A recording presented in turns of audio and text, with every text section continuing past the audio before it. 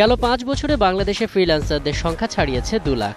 দক্ষতা অর্জন থেকে শুরু করে উদ্যোক্তায় পরিণত হওয়া পর্যন্ত সবচেয়ে গুরুত্বপূর্ণ বিষয় ছিল পেমেন্ট গেটওয়ে।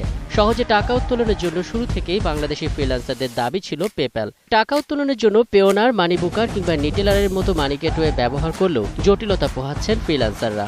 আপওয়ার্কের বাইরে অথবা কোনো প্ল্যাটফর্মের বাইরে ডিরেক্ট ক্লায়েন্টের কাজ করতে চাই, সেই ক্লায়েন্টরা আমাকে পেমেন্ট দিতে চায়। এখন পেমেন্টটা তারা ওয়ায়ার ট্রান্সফারে দিবে না, অথবা তারা ব্যাংকে সেন্ড করবে না, অথবা তারা আমাদের কার্ডে দিবে না, তারা সরাসরি দিবে আমার ইয়েতে, পেপালে। তোমার তো পেপাল নাই। কেউ একজন সে কাজ করলো, তার মার্কেট প্লেসে পেওনিয়ার কার্ডটা অ্যাটাচ করানো আছে, ওইখান থেকে যে পেমেন্টটা করা হলো টাকাটা সরাসরি তার ফ্রিল্যান্সিং অ্যাকাউন্টে চলে আসলো, অ্যাকাউন্ট থেকে সে তার পেওনিয়ার কার্ডে চলে আসলো, পেওনিয়ার কার্ড থেকে সে এটা ব্যাংকে উইথড্র করতে পারে। এদিকে গত জুলাই মাসে বাংলাদেশ সরকারের উদ্যোগে সোনালী ব্যাংকের মাধ্যমে নতুন কর্মসূচি জুম পরিচালনার উদ্যোগ নিয়েছে পেপ্যাল। ইতোমধ্যে অনেক ফ্রিল্যান্সার ব্যবহার করতেও শুরু করেছেন।